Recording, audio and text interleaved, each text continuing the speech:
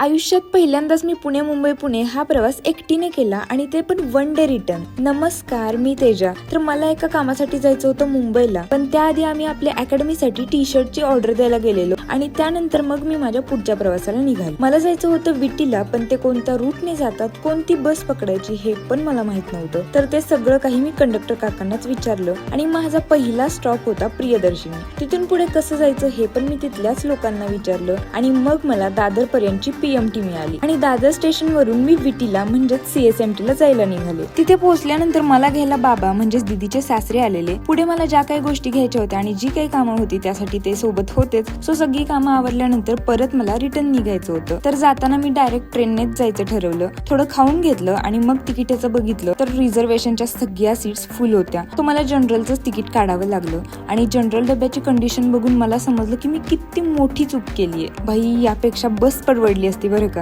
पण या काकांना बघितल्यावर म्हटलं बसायला जागा मिळाली हेच पुरेसे. घरी पोहोचायला तर मला 12च वाजणार होते. सो मी परत एक वडापाव खाऊन झोपी गेले आणि मला जाग आली तेव्हा मला दिसलं की हा छोटूसा मुलगा माझा व्हिडिओ काढत होता. बापरे म्हटलं, आजकालची लहान पोरं तर खूपच स्मार्ट झालेत बाबा. तर बघता बघता मी पुण्याला पोहोचले आणि भैया मला स्टेशनला घ्यायला आलेलाच होता. अशा पद्धतीने माझ्या दिवसाचा एंड झाला.